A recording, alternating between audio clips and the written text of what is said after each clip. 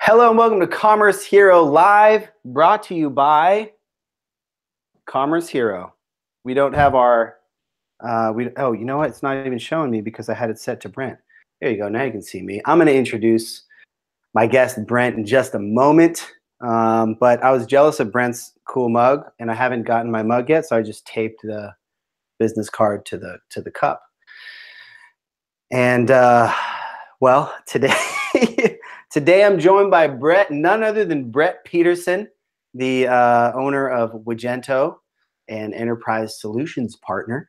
Brent, how are you doing? Are you talking? Yeah, I'm talking. Oh, there we go. I can hear you now. How's it going, man? I'm good. How are you doing? Great to be here. Thank you for inviting me. And thank you for that nicely branded mug. Thank you for inviting me. I can't wait to buy one. I have my Minnesota Twins branded mug. That's pretty solid. I'm in Minnesota. That's very solid. You can see where I'm at here. That is absolutely fantastic. I'm going to just pop into the comments real quick and say hello here. See how everybody's doing in the comment section. Nothing yet. Okay. Has anybody joined? We're recording, right? Because if nobody joins, we're still recording and we can rebroadcast pretending as though thousands of people joined. We are 100% recording. We've got 13 people here live. We probably have some chats, but for some reason they're just not showing up for me. Anywho, so we're going to be talking, Brent, today about a number of things, number of exciting things. We're going to talk about how you've grown your agency to being, you guys are an enterprise solutions partner now, right? That is correct. And we're going to talk about, I mean, you guys are doing a ton of events. You are doing international expansion, South America, Latin America, India, Asia, Germany. You guys are all over the place. So we'll talk about that. North Dakota, South Dakota. Yeah. Hey, we're looking at North Dakota. Shout out South Dakota. No. Yeah, just talk about all those topics. So I don't know how we're gonna get this thing started. Brent, how did you get into this game? How did you get into the Magento world? Okay, so I guess back in 2009, I was doing some work for a supply company in .NET, and they decided they wanted to, or they found this product that was free. It was called Magento, and they said, we're going to go with this. So it's either this or the highway. And I chose not to take the highway. I took the Magento way. That was a good choice. Yeah. So I started answering questions on Magento. Not answering. I started asking lots of questions on the Magento forums. I eventually started answering questions on the Magento forums, and then the Rhonda Rondeau asked me if I could help moderate the forums a little bit because they were getting bigger. And from there, it's all history. That's nice.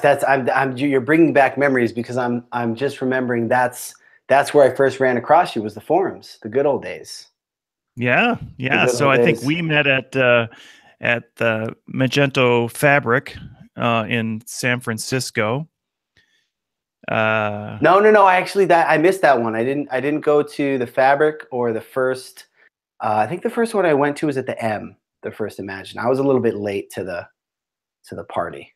I thought I met you at Bar Camp in San Francisco, but okay. Are you thinking about Bill Curtis? Because Nope. I know that you look different, and you're not from Canada. We look quite and you don't pass out on race courses. So I don't run on. That's how I avoid passing out. Is I just don't run on race courses, right? Whatsoever. Yeah. So then Rhonda had me, reach out to some more people that are active on the forums, and I met Sherry there. So, yes. And again, all is history. Nice. So, Hmm. so when did you guys? I'm going to fast forward. I'm going to zoom forward a little bit. When did you guys become an enterprise solutions partner? How recent was that? So we started as I guess it was professional or silver. They started at some point. We went through sort of bronze and coal. I think we started as the coal partner, I remember or that you were like maybe, that one coal partner. yeah, I it was was like, black sand partner. Um, no, I think we became enterprise partner 2 years ago. I don't remember when it was. okay, okay. We have our first question from, we've got Mark Lewis in here. Shout out Mark Lewis. We're doing a live stream with him tomorrow. He's going to be pounding us with some hard questions, Brent. So I hope you're ready. Yeah, I don't know any Um, answers, so no hard questions. yeah, well, we'll see. We'll see what we can do. I'm expecting you to bring the answers, Brent, All because right, what I the can hey, make it up. Gary Smith, shout out Gary. He's asking about zinc level, and we've got coal, silver, bronze. Do we have any zinc? Have you ever been a zinc level sponsor? Is what the Yep, people want we're to definitely right after zinc. It becomes stainless steel.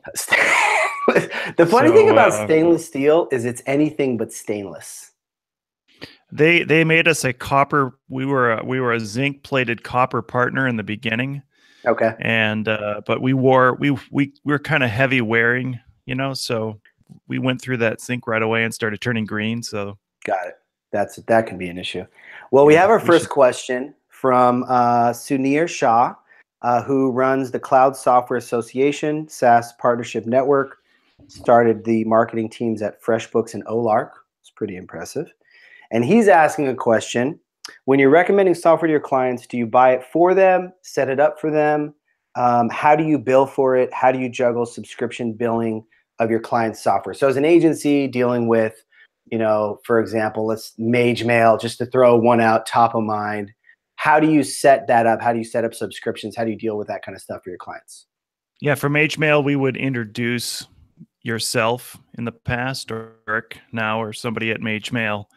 We would have the client sign up directly with them. We would not try to manage that interface between the two, and we just encourage the partnerships to go forward. And then we work with somebody like Mage Mail to come up with a good solution for the client, rather than us trying to do the whole thing for Mage Mail or just turning it over to Mage Mail completely.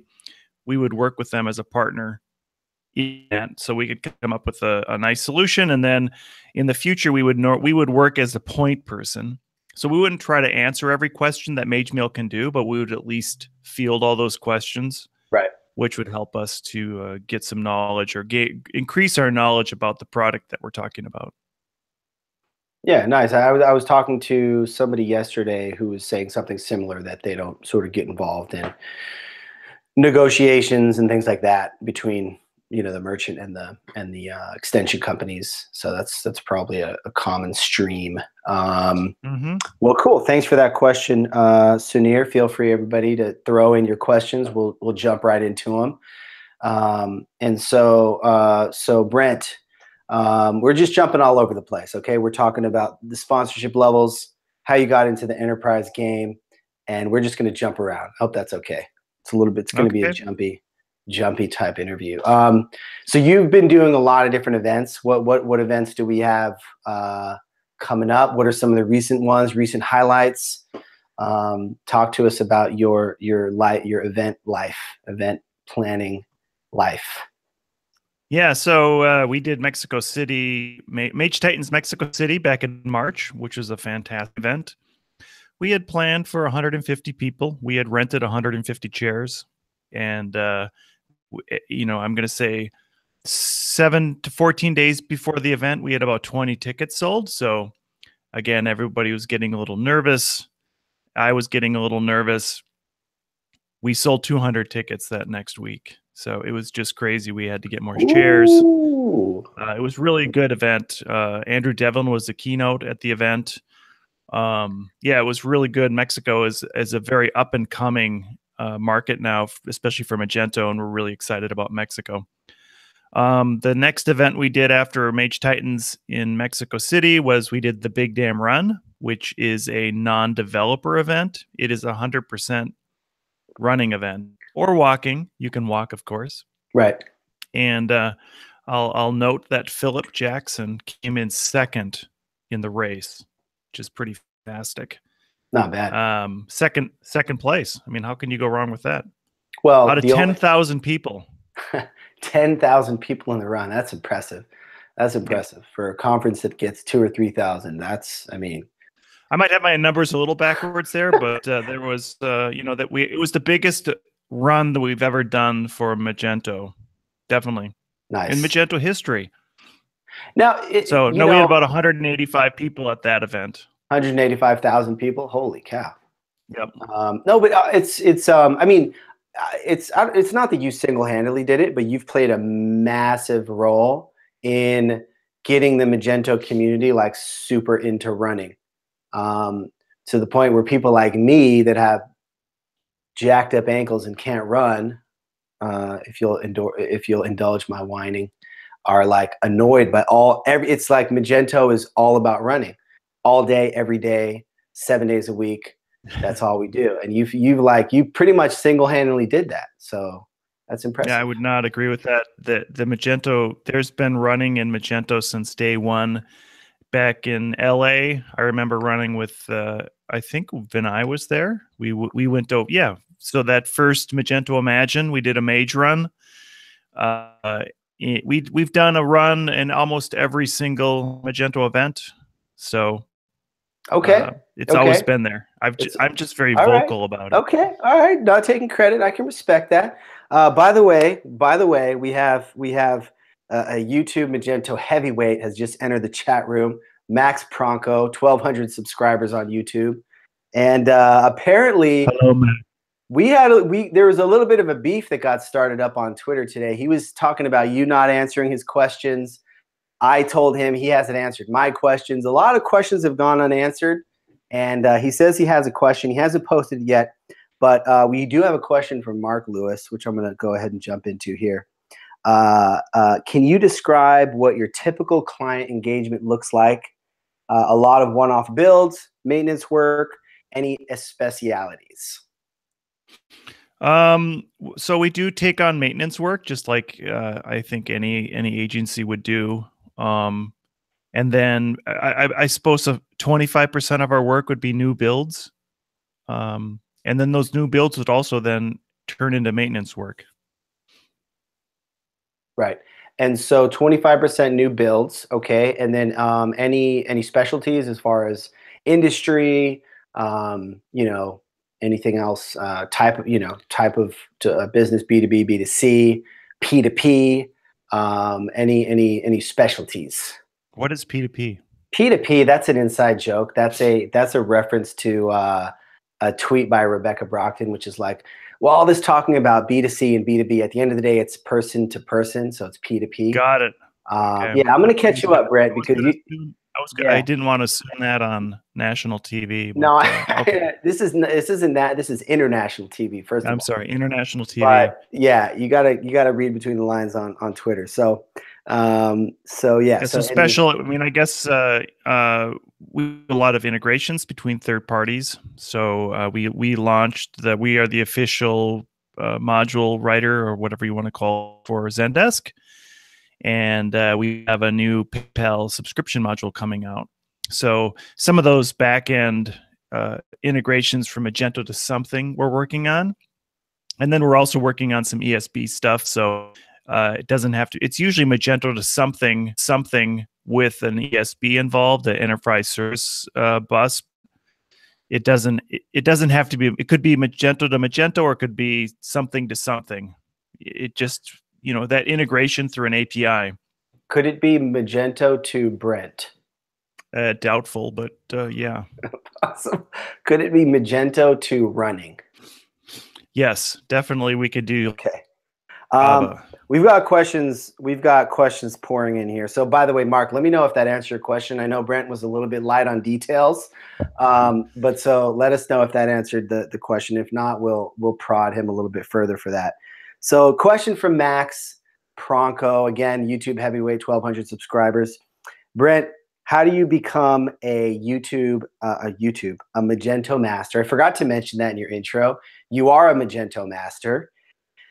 What key activities are valuable for the Magento community to be in the list of Magento Masters in 2019? And if you read in between the lines, I'm getting the distinct impression that Max is shooting for 2019 Magento Masters. So Sherry, if you're listening, just keep that in mind.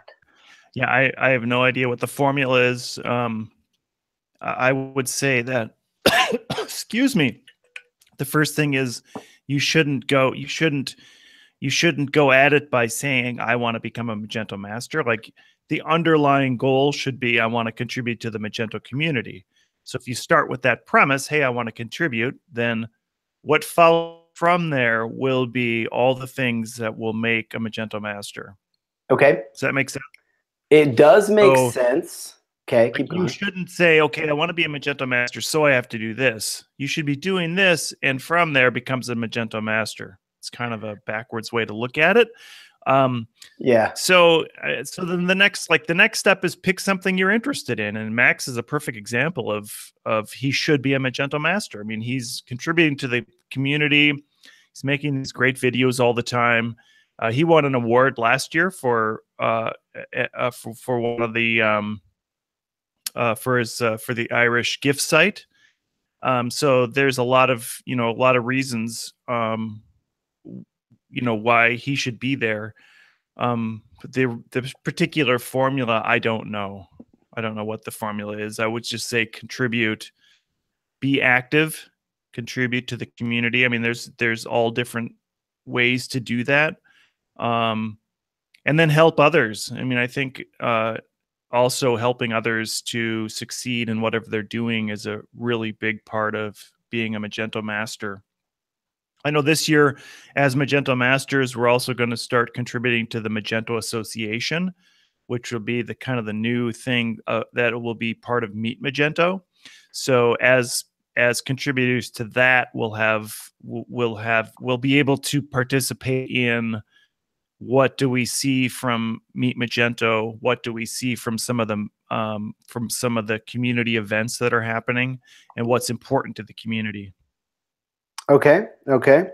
I can dig it. So basically, don't just do it for the sake of doing it. What you're saying is that Max is approaching this entirely wrong. He's just looking for the fame. No. He's just looking for it to see his name in the lights. And you're saying, look, Max, take a step back and just try to help people. Just be a good dude for the sake of being a good dude. Yeah. And the I think Max is already a good dude. I think that he's already going on the right approach. Here's what I'll say though, is that I do think that in Sherry's mysterious master algorithm, that I get the certain things like speaking and organizing events, I think are huge. It's funny. It's like Sherry's the Magento Master Program has become so massive that now everybody's trying to reverse engineer the algorithm, just like people try to reverse engineer the Google algorithm, because that's how important it is.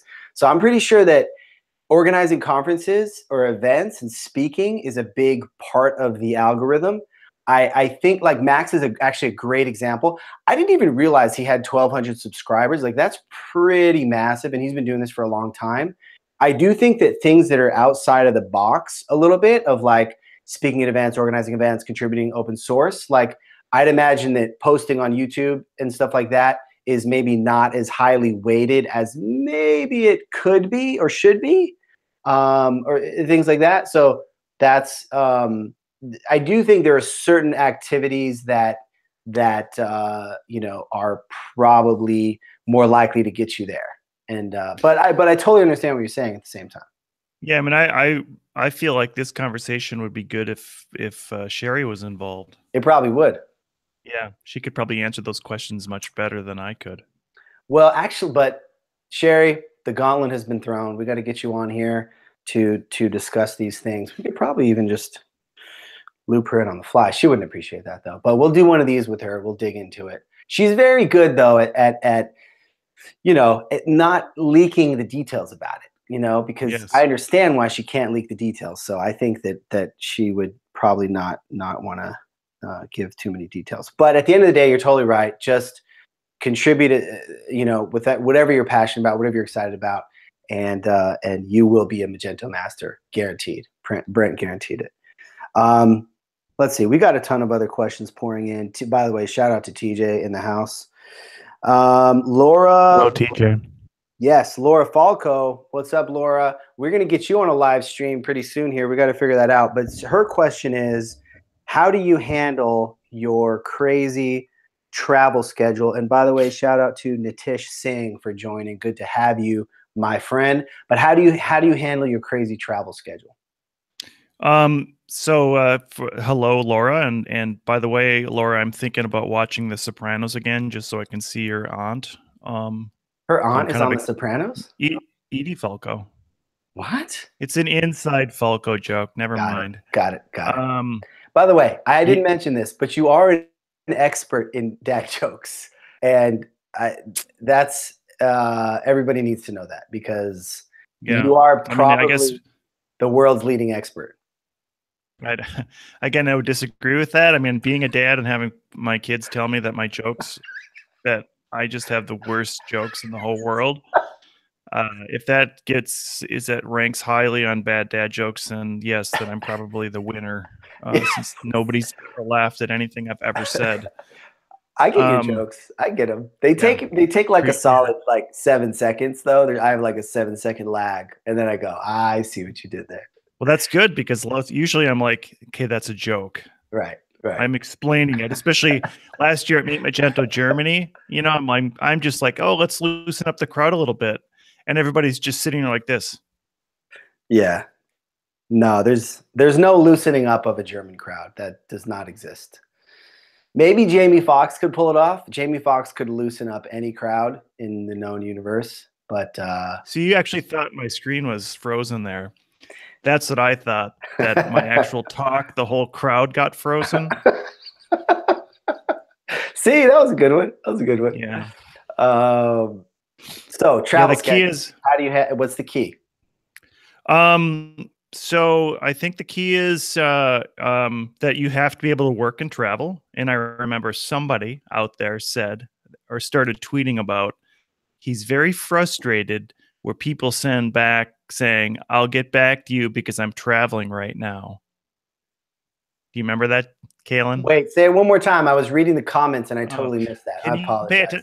I'm in. We're having an interview. I know. I'm zoned in now. So, I'll give Kalen credit for this one. Maybe it was a year ago, you had been tweeting about, or it was on LinkedIn, that you're very frustrated when people come back to you and say, I'll get back to you next week. I'm traveling right now for work. Come on, you're traveling for work. Get back to me today. So that was exactly what I said. I said. You said to, you said that to me. Not necessarily. You called me. Not necessarily. I'm like, hey, this is costing me $1.50 a minute. Can you tell me what you want? Well, hold on, Brent. I got to tell you first. I'm having oatmeal for breakfast, and the blueberries are good. I'm like, no, what do you want, Kalen?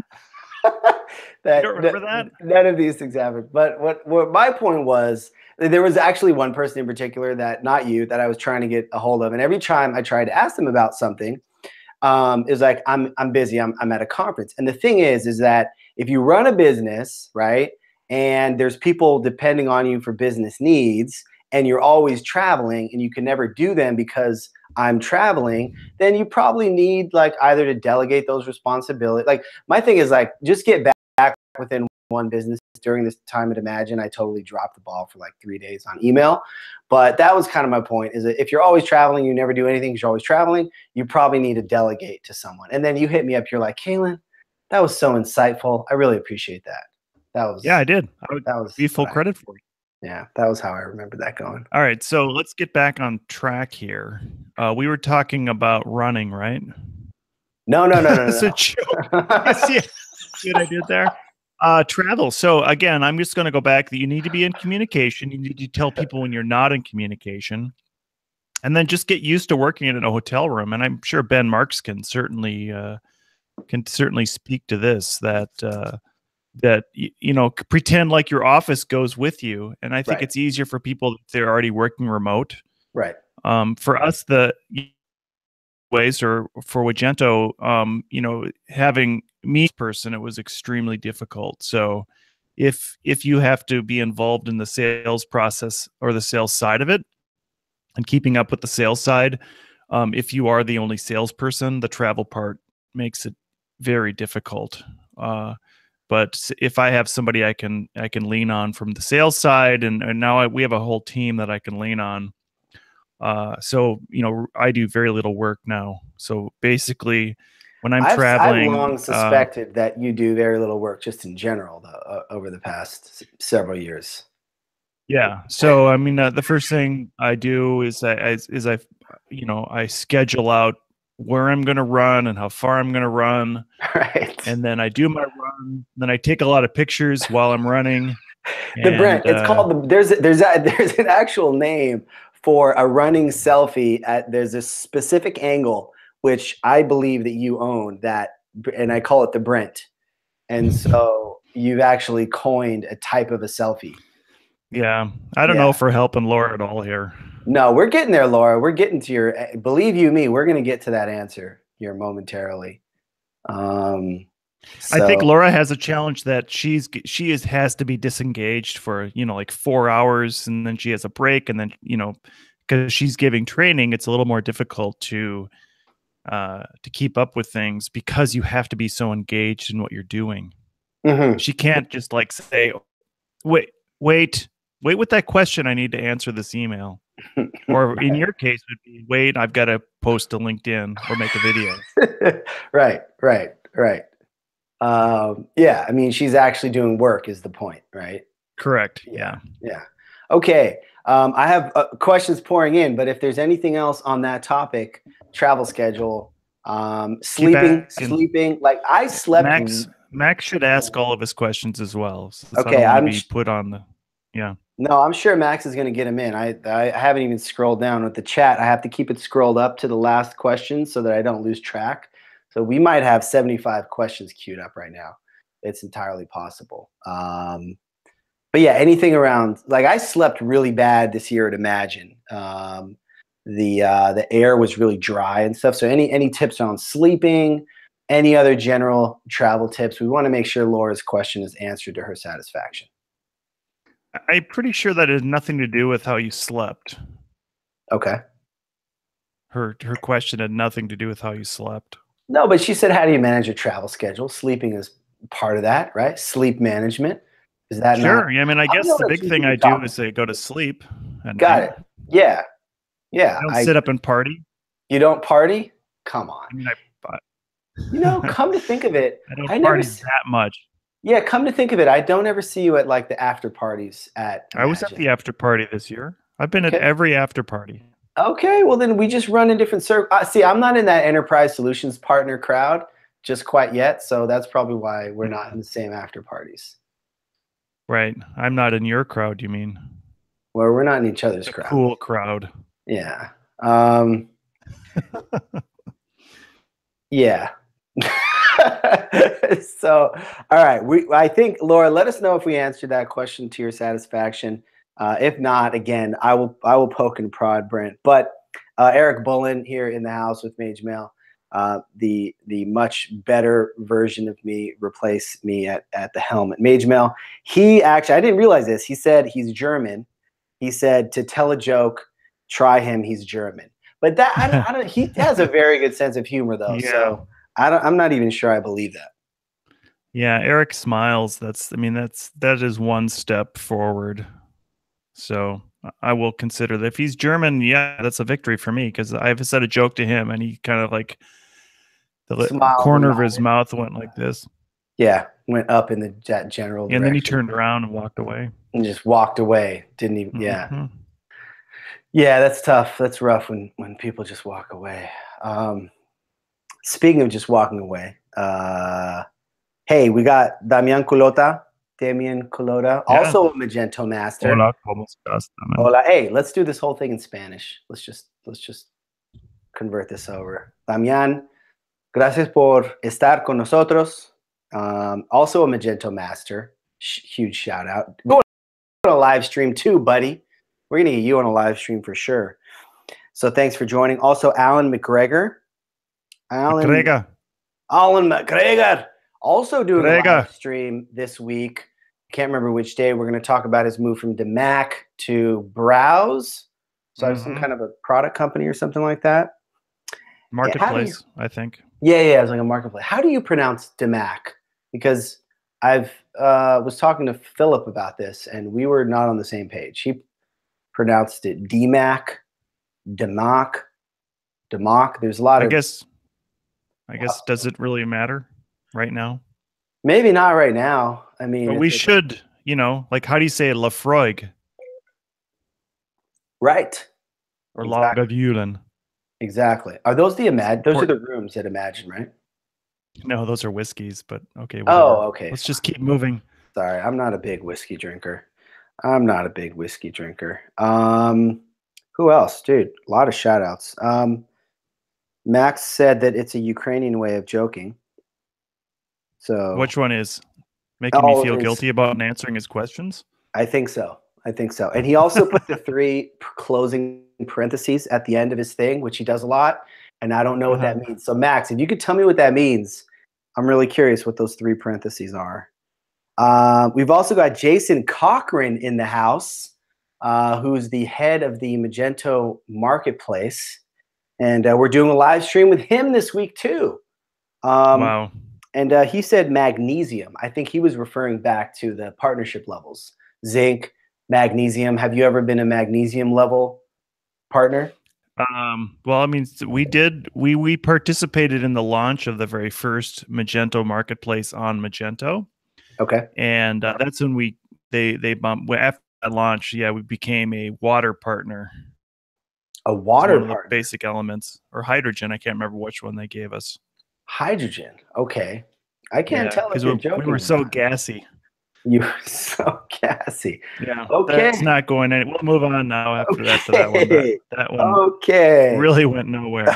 Okay. Jason, I hope that helps. Question from, oh my gosh, we've got so many questions rolling in. I'm having a hard time keeping up on it. Mark mentioned humidifiers at Imagine, which definitely helps. And then what else? We've got Max says, will you invite Karen for the interview? For the marketplace interview? Actually, I want to do one with Karen. I'm trying to get over to her headquarters in Austin. We might do something live from her headquarters. Maybe, I mean, I don't know. Maybe we should see if she wants to come on that one with Jason. We'll have to talk to Jason about it and see how he feels about it, because I'm sure they could go toe to toe on that. That could be interesting. Brent, any thoughts on that? Do you think that's a good idea? Bad idea? Would you weigh in on that for me? Yeah, I really think you should. Definitely. Okay. Yeah. Okay. Thanks. Yeah. Thanks. Good stuff. What else? Oh my gosh, dude. The questions are Ben Roby. Shout out to Ben. By the way, Brent. Hi, Ben. I hope you're not at all thrown off by the format. The live stream format is a little different from a regular interview format. We really want to involve the people. So that's why I got it. So if you're ADD, then you're talking about one thing and then the next thing, and then absolutely. Torchy's tacos. I just heard about those. They have those in Austin. I'm excited to try them. Have you had them yet? I have not. I don't think I have. Torchy's. But we should talk about Titans Austin. Are you going to be involved in that this year? Absolutely. We're October 26th is still the date, and we actually have a call for papers open. So I will publish that link after this webinar. Or is this a webinar or live stream? Brent, what is this? Please don't ever use that word again. This is not a webinar. Sorry. This is a YouTube live event. YouTube live. Got it. Sorry. It may look and sound and smell like a webinar because we're getting questions. We're doing live video. We sent out email blasts about it, but we never use the W word around these parts. Yeah. Don't do it. Yeah. By the way, I sent out about 3,000 emails this morning, and I got 2,600 unsubscribes. So I should have I guess I should not put Kalen in the subject line. Did you put like an emoji picture of my face in the subject line? Did. That probably tanked it. Yeah. That's not advisable. Yeah. Yeah. So Mage Titans Austin, October 26th. We're gonna have we have some little twists and turns, some surprises that are gonna happen. So we are excited about that. Beautiful. We are narrowing down our venues, and so this year I'm going to say that it will be quieter than last year. We won't have the merchants mixed in with the speakers. Okay. And we're excited. Very nice. I'm very excited. Austin now being my hometown. I mean, I pretty much run this place now. I pretty much run this whole city. And so, yeah, I'm pumped, man. And this is not so much for the wider internet, but anybody that I know that we're friendly with, you know, we got some room here at the new house. So hit me up. We can have some people stay here. Ben Roby wanted to weigh in. His pronunciation is DMAC. So that's. I would have said DMAC. DMAC. Okay, so you got So it sounds like you, him, and Philip Jackson are on the same page on this. I, for some reason, call it DMAC. You're from California, so that would make sense. But it's a DE. It's not DEE. So when is DE ever a strong E? It's never a strong E.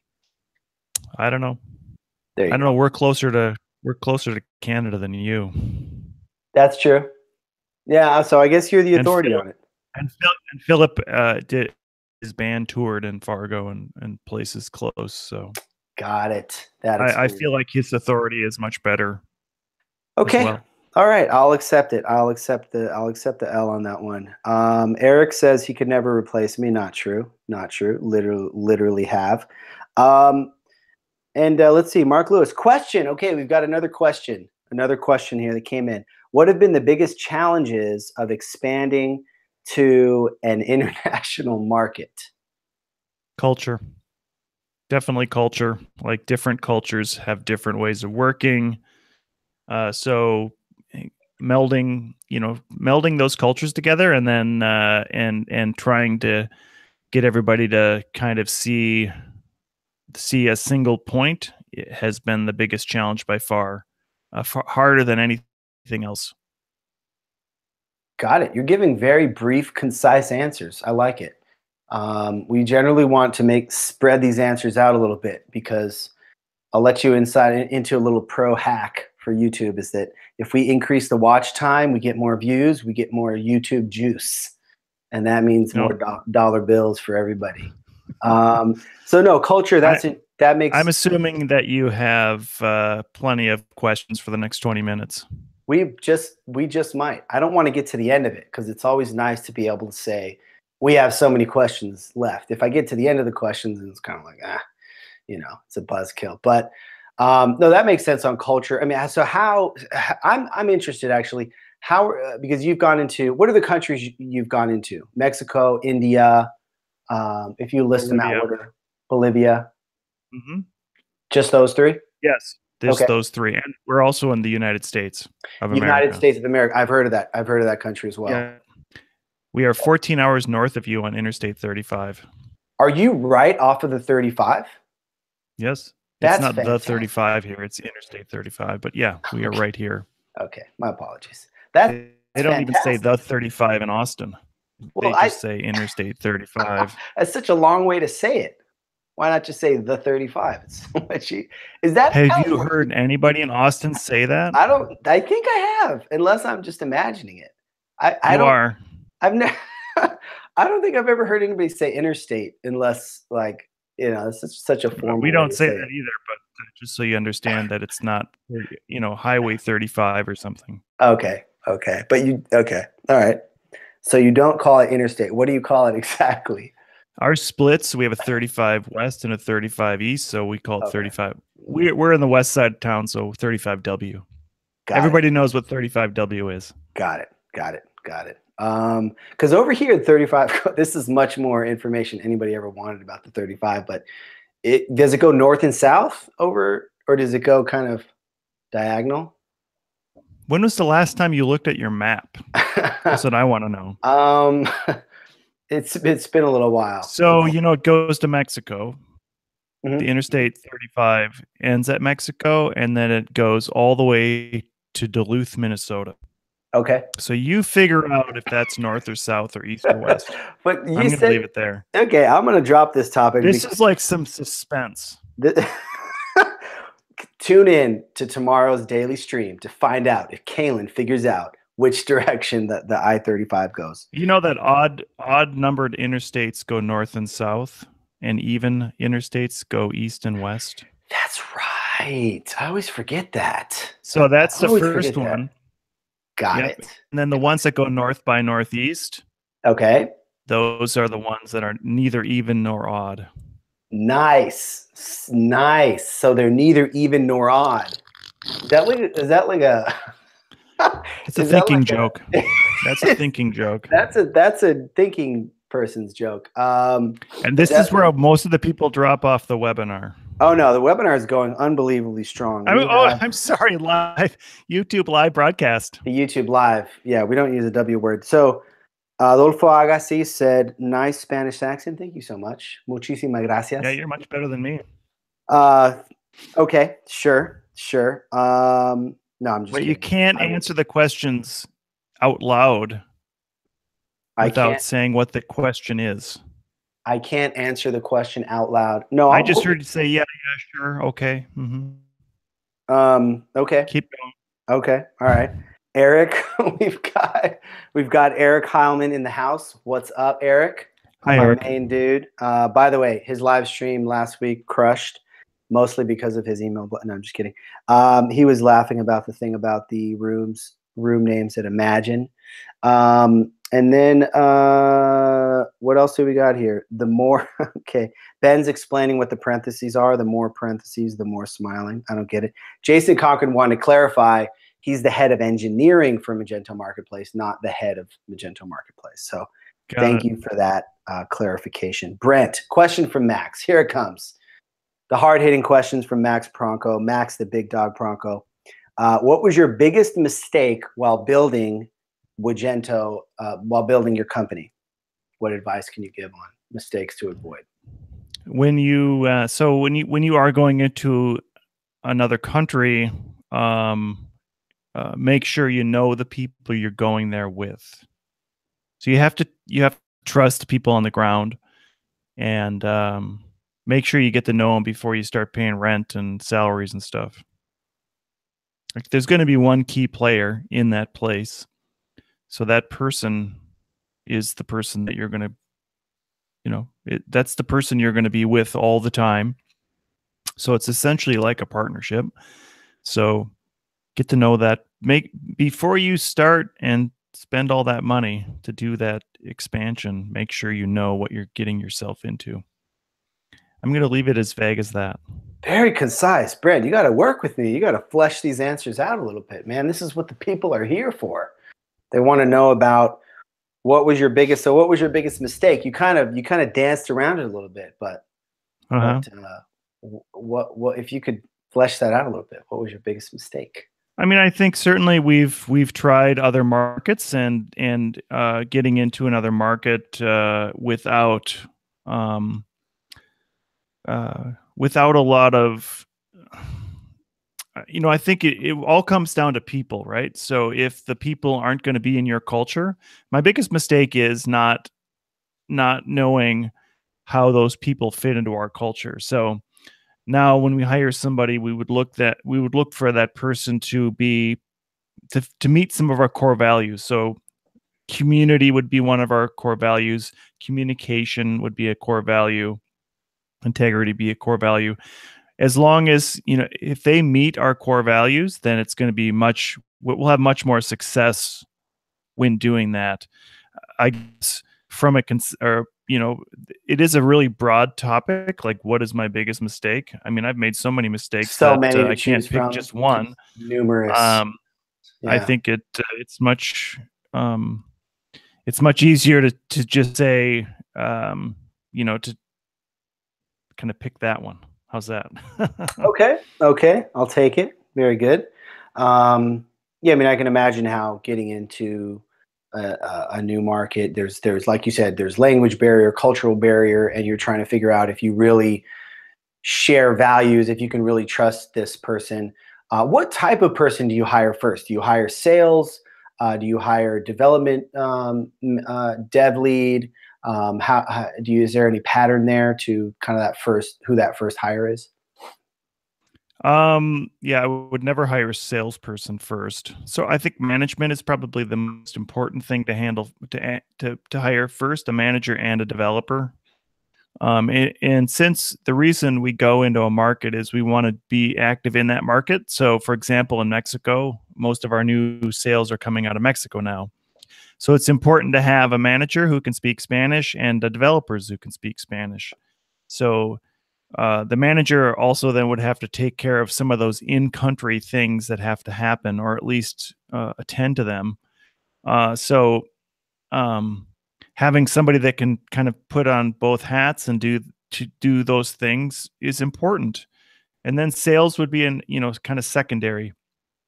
We've been fortunate enough to get the majority of our sales through word of mouth, and not other channels. So we haven't looked at sales. In fact, we've just had 1 year under our belt of having salespeople. So in the past, and just tell me if I'm bothering you right now, Kalen. I know that you're busy on your phone. No, I'm just. By the way, when they can't see me if you're talking, they can't see me. So, yeah. Sorry. I was just turning on the AC. I was turning on here. I'm going to show you now because Brent had to make a big deal. I was turning on the AC because I was getting hot and I didn't want to get distracted. So I used my Nest app on my phone to turn on the AC. So. Right. So when you're talking, they can't see me. So I could pick my nose and I can take a drink. When you're picking your nose, just don't make any noises because then it'll auto flip over to you and that'll be embarrassing. Okay. So yeah, I'm totally new to all this. I've never been on the YouTube before. Game. It's the YouTube game. Yeah. I get it. Okay. So I guess what were we talking about? That first hire. Right. The first hire. Manager this has been the first year that we've had a salesperson. So up until now, we haven't had sales. And I think sales is one of those things that when you become an enterprise partner, Wagento wants to see you doing a lot more sales. Right. And so then there's always going to be that sort of conflict between engineering and sales. Like we want to be a really techie agency. We want to do a lot of fun techie stuff. Right. And on the flip side, somebody wants to make money. Absolutely. Absolutely. I'm all about that money. What I was going to say was, so let me ask you this. So I know a lot of people that will subcontract to, people offshore, in different countries, and maybe then they'll get a couple of people that are in the same country or same location. At what point do you think, because what you've done, like in Mexico and different places, is, like you said, you have somebody on the ground that's handling things, setting up your legal entity, all that kind of stuff. At what point should somebody, let's say a small agency, go from just subcontracting to actually having a presence, a legal entity in, you're not a lawyer, none of this is legal advice, obviously, but just from a practical perspective, at what point does it make sense to make that move? So, I mean, I think if you can make your business model work by contracting with somebody else, that totally makes sense, because it is unbelievably more complicated when you're having to incorporate in another country and then pay taxes and do all that other legal work and then do payroll and by the way, I don't handle any of that. My partner Susan does everything when it comes to HR and all the money part of it. So I have no idea. That is the most complicated part of it. So if you can make your business model work with just paying a rate to somebody, that's going to be far easier. I think at some scale, or if you want to have a presence there, that's when it makes sense to do that in the country you're in. So if you want to start selling in that country and you want to start taking that local currency, then it makes the most sense to do that. Okay. Makes sense. Going back into the comments here, Mark Lewis got dibs on the couch for Titans Austin. You got it, buddy. You got it. Actually, I got a guest room. I got a love sack. We got all sorts of stuff over here, so you're not even going to need to hit the couch. Eric Heilman has a question here. How did the largest distributed contribution day in India go? Anything interesting that was worked on? So were you a part of that, the contribution day in India? Yeah, and that's next week. So it's going to go great. It's That's going in to the go future. really, So really well. can you tell us how it went in the future, Brent? It's going to go so great. So yeah, we have like 4 different partners that are lined up to do this with us.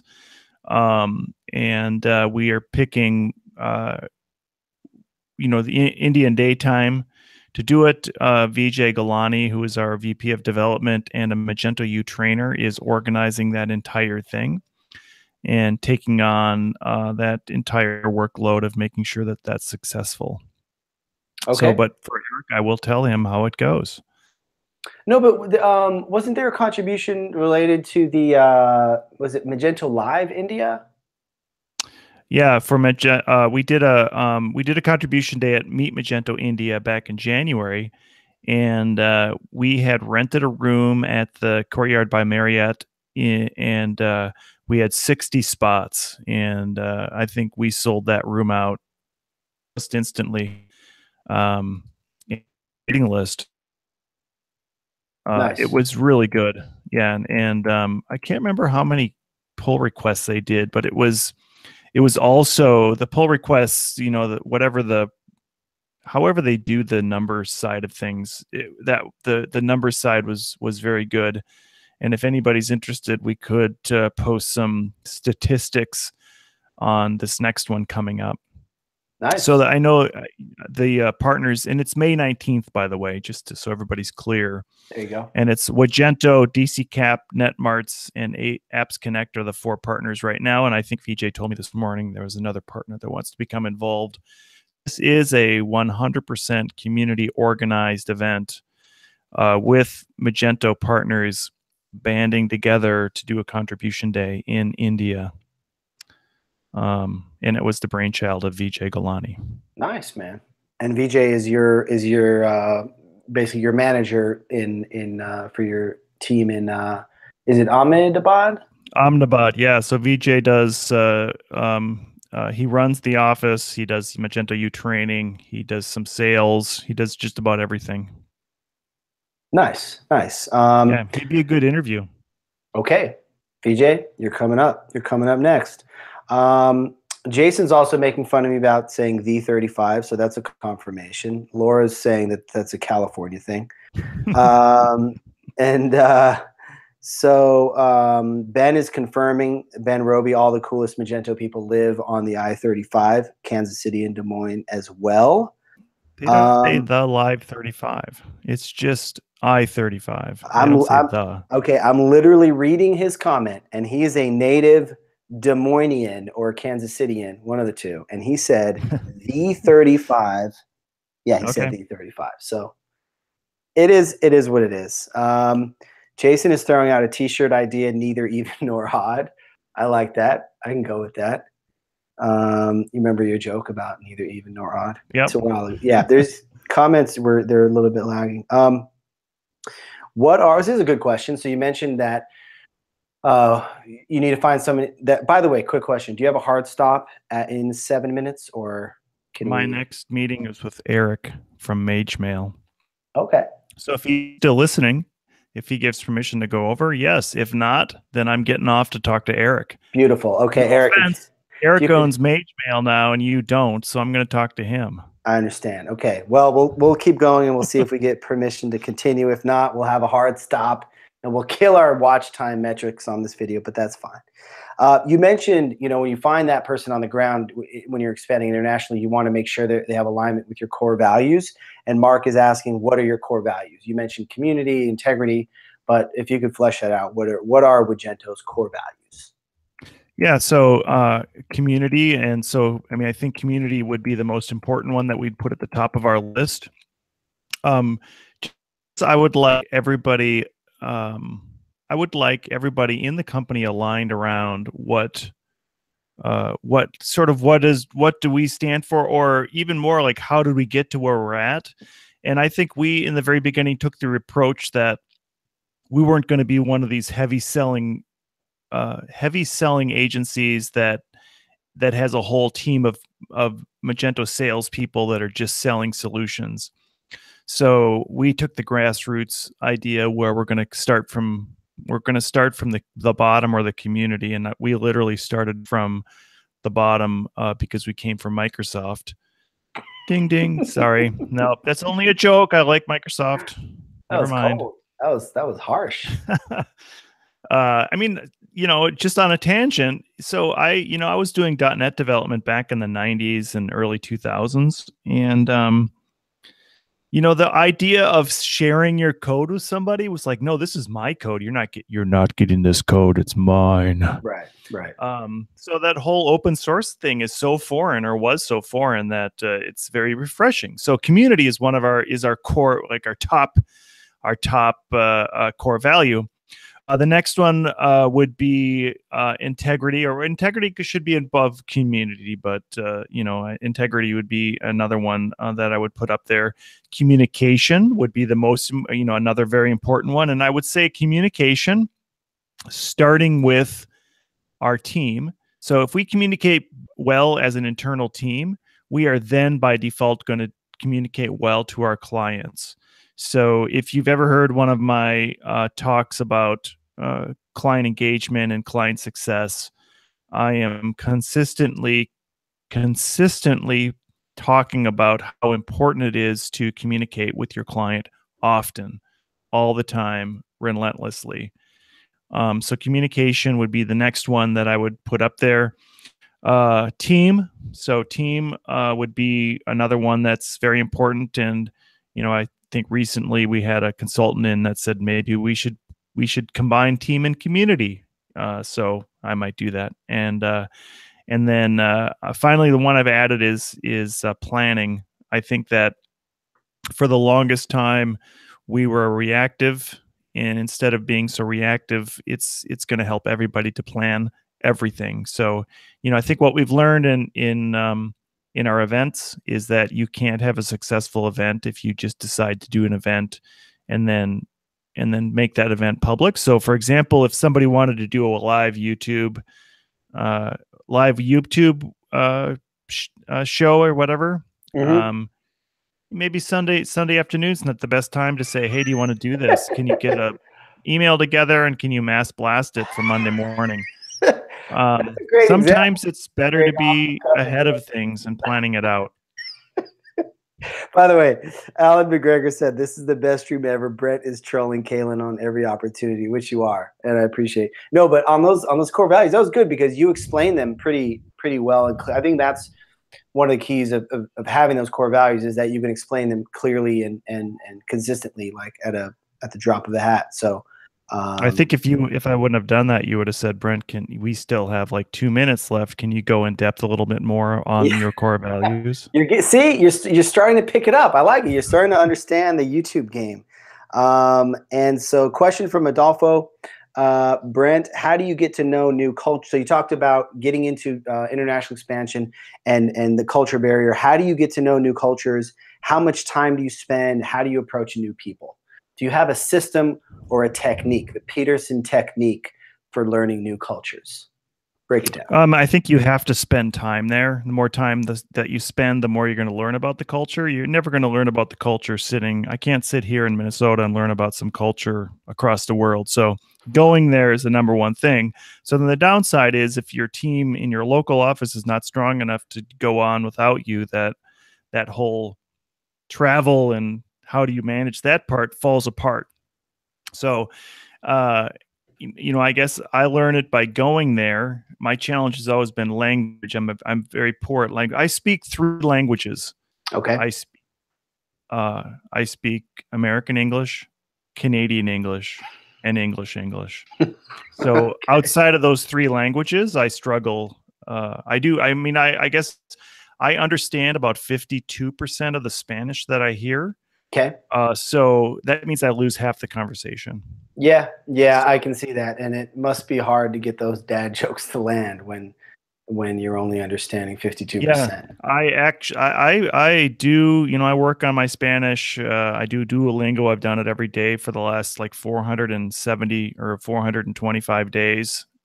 So I'm getting my vocabulary down, which is allowing me to understand more, but the speaking part has been a real struggle. Okay. By the way, Eric confirmed in the comments that we can go over. He said this is thrilling, and so I think that's a good sign. So you have permission to go over. Are we good? Yeah, absolutely. All right. This is fantastic. So boopity boopity boop. Love sack. You must pet the goatee as payment. John Davis, shout out to John Davis, who's joined us and is making fun of my goatee. And Richard Bike in the house. Oh, hey, Richard. Shout out, How Richard. are you? How's it going, buddy?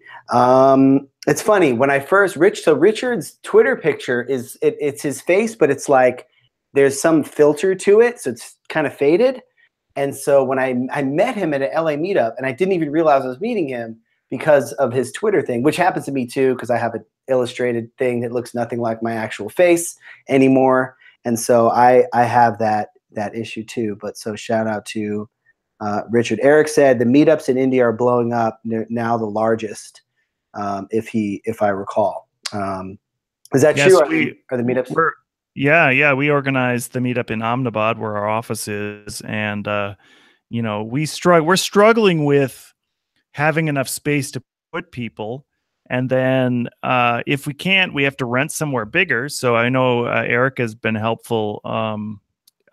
Eric from Age Mail, that one has been helpful in helping us sponsor some of those meetups and Nice. getting more people in a room. It's been the passion for Wagento in India is incredible. It's really incredible. And I felt like you were going to say something else. I was going to say something about running the Mumbai Marathon, but I didn't want to. Please do. I didn't want to like take it down the wrong road here. No, take it down that road. Like I said, the Wagento community is literally more about running than it is about Wagento at this point. So anything running related is highly relevant. Did I mention that Philip Jackson got second in you did the run this year? You did. You actually. And he ran farther than 3 miles because our turnaround point weren't exactly clear. Got it. If you wanted to know our biggest mistake in events, it was not having clear turnaround points. Okay. Last year, the biggest mistake was we didn't have enough water. This year, we bought an extra 10 gallons of water. Nice. Planning ahead. Plenty of water. Planning ahead. Yes. Nice. We had plenty of the other mistake we made last year was we bought 14 dozen donuts. Okay. And we had about 90 people, 130 people at the event. So if you do your math, 14 dozen donuts is more than 1 donut per person. Right. And, I guess nobody's going to eat donuts before they go running. Right. And it was really hot. So when they got back, there was not a lot of people that wanted to eat donuts after the run. Got it. Yeah. So you had a failure to properly plan the appetite for melted donuts after a marathon run. Yes. Got it. Yes. Yeah. But you were saying that you're going to run the Mumbai Marathon. I remember. No, I just ran it. You just ran it. Oh my gosh. In January. Right. So we did Meet Wagento in India, and then Susan and I went down to Mumbai and ran the marathon. Because why wouldn't you? Why wouldn't you? And I can think of a few reasons why I wouldn't run a marathon, but I can think of no reason why you wouldn't run a marathon. You run. That's all you do. You were talking to my buddy about doing the New York Marathon too, right? Trying to get into that. Yeah. I sign up for the New York Marathon every year, and every year I get rejected. It's rough. So that's rough, man. So Richard is confirming that saying "the" by next to a freeway name is a California thing. Okay, everybody. Point taken. I will stop taking it because, my whole thing is I know there's a lot of Californians moving to Texas. My whole thing is I'm embracing the Texas lifestyle. I'm not trying to bring any of the California baggage. So I'm going to stop saying that because I'm trying to be 100% Texan legitimately. And Ben Roby confirms he's only used the word "the I-35" once in his life, which was 10 minutes ago in the chat. So Ben's also on the same page. Jason Cochran, also a .NET guy. So you guys have that in common. other Yeah, than but I'm being like 10 years out shockingly of it or handsome. more. 10 years out. Other than being shockingly handsome individuals, you guys also have that in common. Yeah. And then, so we've got Sunir asking a question to Eric. He's referencing that question he asked earlier, so I'll let them discuss it in the comments. What else do we have in here? What other questions? Mark Lewis said he accidentally ran a 6.5K. I totally get that. That's a challenge. Appetite for Melted Donuts was Jason's favorite Guns N' Roses album. Okay. I think that's it. We've gotten to all the questions now, Brent. And we've exhausted all the questions until more come in. But I know there's so many other topics that we haven't covered. We've talked running. We've talked traveling. Where are you going to next? What are your next travel destinations? Family holiday. We're going to Scotland. Nice. In end of May, and then I'll be at Wagento, Netherlands, June 1st. Nice. Oh, wait a second. I'll be at ICE. Sorry for that week. That's after. Okay, so never mind. I'm going to Scotland, Netherlands, Chicago, probably to Montana, and then I don't know. Mexico City. I'm running the Mexico City Marathon, so I will be in Mexico City a whole week before the marathon just to get to the altitude. They're at 7,500 feet, so I'll be there working in Mexico City for a week prior to the marathon. That's August 20th. Nice. Yeah. A lot of stuff coming up. Okay, question from Eric, what are your favorite running shoes? I use Hoka's. I wear Hoka's. Right now I'm wearing the Clifton 4s. So I can't elaborate much more than that. If you want to learn more about running shoes, you can dial me direct. I can talk for hours about running shoes. Give us a little teaser. Like, well, what is it about the shoes that don't worry about the fact that I'm not a runner, because it's all about the people that are watching, and they're literally all runners. Everyone in the Magento community is a runner. So, what are the reasons why you like those shoes? So if you think of a minimalist shoe where there's hardly anything on the bottom of your foot and you're running almost in bare feet, the Hoka's would almost be the opposite of that. They put a good inch of sole on the bottom. It is a lot like running on marshmallows. So it is a very comfortable run. Yeah. It's great. It doesn't. So the other thing you worry about in running would be your heel toe drop. Okay. If you're if you're kind of like running like this, you want to run as flat as possible. So Hoka's are very close to having a flat surface to run on. So there maybe the most is 4 millimeter on your heel toe drop. And for myself, I'm a little bit heavier than I'd like to be. I'm old. I'll give you that. It's easier on your legs. So I run mainly on roads. I should be running more on trails. Trails are easier on your legs. You get more scenery and things like that. But I do run on roads a lot, so they're just easier on my feet.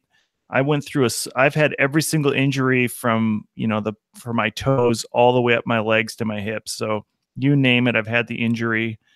And so over the last sort of 10 years, I've been able to figure out how to get over that. Got it. And so, like, I remember hearing about those shoes that are like barefoot type shoes, like that don't, they try to sort of just be like a piece of rubber under your foot so that your foot can have that natural walk pattern to it. And then I've heard people say those are dangerous. I can get really injured. So what's your take on those? Yeah, I mean, I would agree that people, and I have a pair of Vibrams, the 5-finger Vibrams, and I would say that if you just jump into those, you are going to definitely get injured. You want to be running for years before you start running any long distance and something like that. During the Mumbai Marathon, I've never seen more people running in bare feet. I mean, I think the race had 10,000 people in the full marathon, and there was a substantial amount of people running without shoes on at all, or just duct taped toes. Wow. It was amazing. But having said that, your feet have to be used to doing that. You can't just go out and start running in bare feet or running in Vibrams and then expect not to get injured. Right. Wow, that's intense. But Indians are just tougher than us Americans, right? Like, yeah, just by far, right? Like Ukrainians also tougher. Super tough. Ukrainians are very tough. Yeah, totally. Especially with the humor department, like trying to get them to laugh. Very tough in the humor. I think it's probably the hardest to be if you're Ukrainian and you happen to live in Ireland. That might be one of the hardest ones to get over. And Ukrainians that wear bow ties that live in Ireland take a lot of videos. Ukrainians that wear bow ties living in Ireland are a very strong demographic. I mean, if you could retarget ads on Facebook to that demographic, you would be targeting the toughest people in the world. Basically. Yeah, Magento Commerce Edition could do that with the segmentation features. Probably could segment it out, use the social integration, target those bow tie wearing Irish Ukrainians.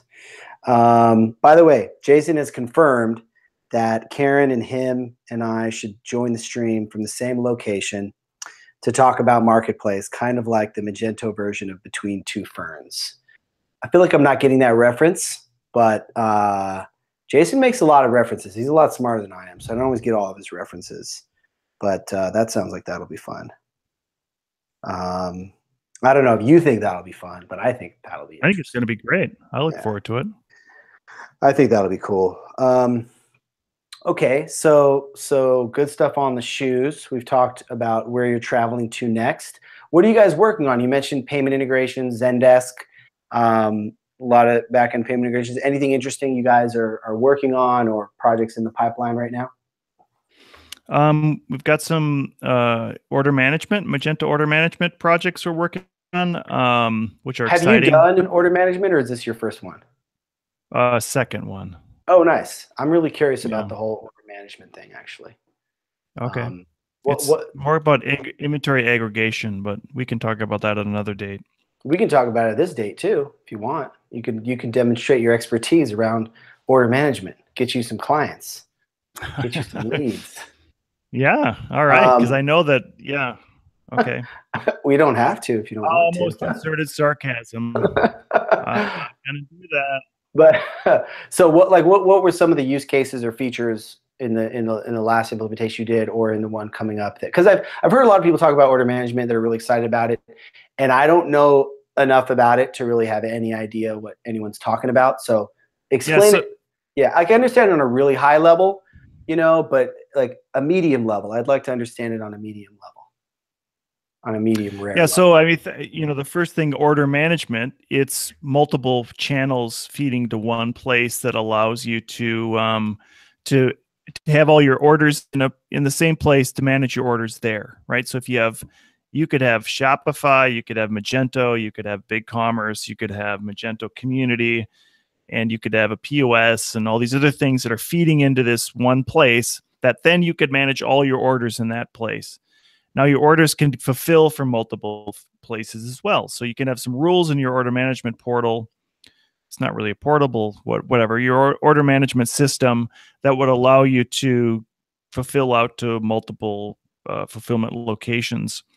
One of the powerful things that I see in it is, I'm going to call it inventory aggregation, where you would have, say you have, 14 or 20 different retail stores, then you have 5 different warehouses, you're across multiple countries.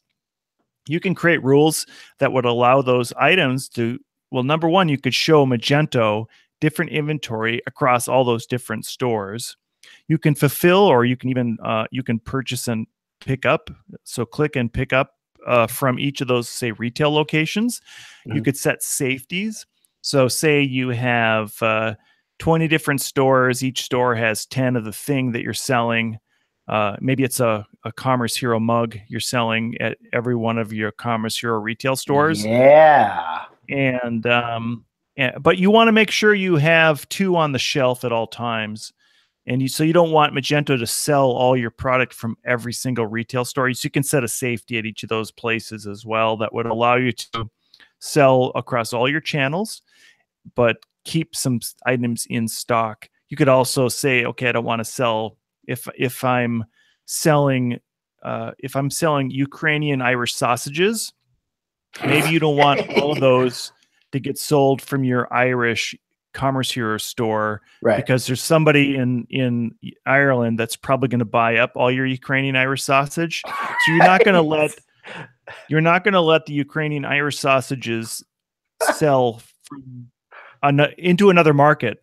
So then you could say, okay, if somebody's coming onto Magento, all my Ukrainian Irish sausages are only going to sell to my local market. I can sell them through my retail store in Dublin, and I can also sell them through my commerce store, either my store view, or you could even restrict it by shipping that won't allow clients to buy my Ukrainian Irish sausages outside of that market. Okay. So so then we could really dive in, but we could create rules about distribution centers, just all kinds of things we could do from the order management side. So it's not only order management, it's also inventory aggregation. That's a good piece of it. Yeah. And Richard is confirming that Ukrainian Irish sausages should be a thing. By the way, Max Pronko, 1,200 YouTube subscribers on his channel. One of the best ways to monetize a YouTube channel is with a merch. So if he started selling Max Pronko branded Irish Ukrainian sausages, maybe with a bow tie for the branding, that would be fire. I think. I could tell you that being so our Minnesota Twins have a brand new stadium. Well, not brand new, but it's 10 years old now, and we have Ukrainian sausages from a local Ukrainian sausage maker in the stadium, and it's completely awesome. No more like these, whatever the hot dogs that are sitting in hot water all day. These are truly Minnesota-grown Ukrainian sausages that they're buying at the baseball stadium. And I assume, John Davis mentioned that these are boiled in vodka. I mean, you're not boiling these in water like a regular sausage. I mean, you're just boiling these right in vodka, I'd imagine.